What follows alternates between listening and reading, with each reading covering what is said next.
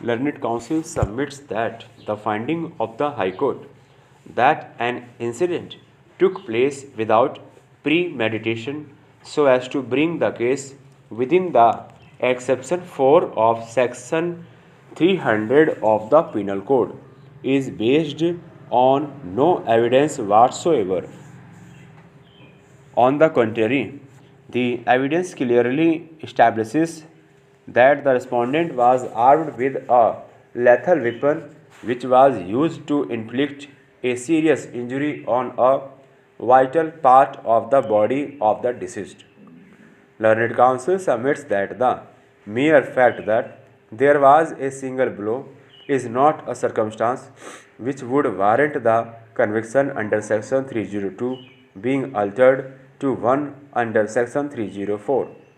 On the contrary, Learned Counsel submitted that the case would fall under section 300 since the act of the respondent was so eminently dangerous that it must in all probability cause death or such bodily injury as is likely to cause death. Para.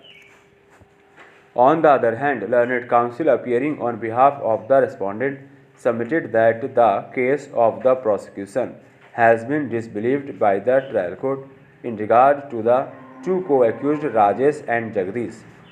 According to this submission, the prosecution had sought to adduce evidence to the effect that a lathi had been used in the course of the incident by the two co-accused.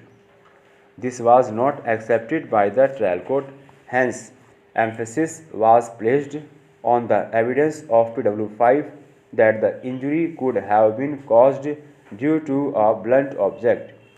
The judgment of the High Court convicting the respondent under section 304 ought not to be disturbed.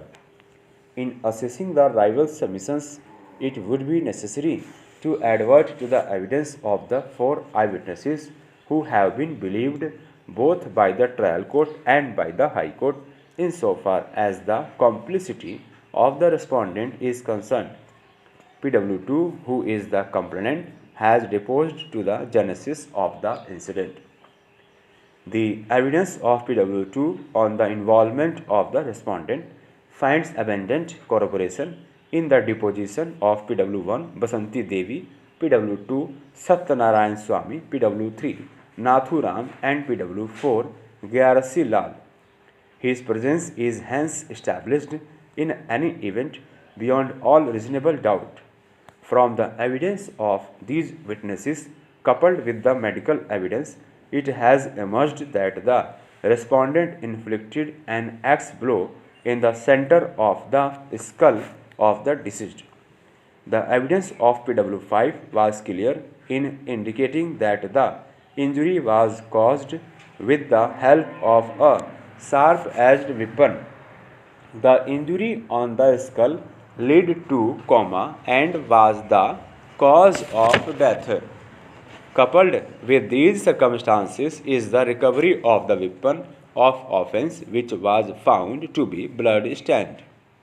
On the basis of this unimpeachable evidence, it is clear that death was caused as a result of the injury inflicted upon the skull of the deceased by the use of the axe, and the respondent was the author of the injury and wielded the axe, as a result of which death was the immediate and natural cause.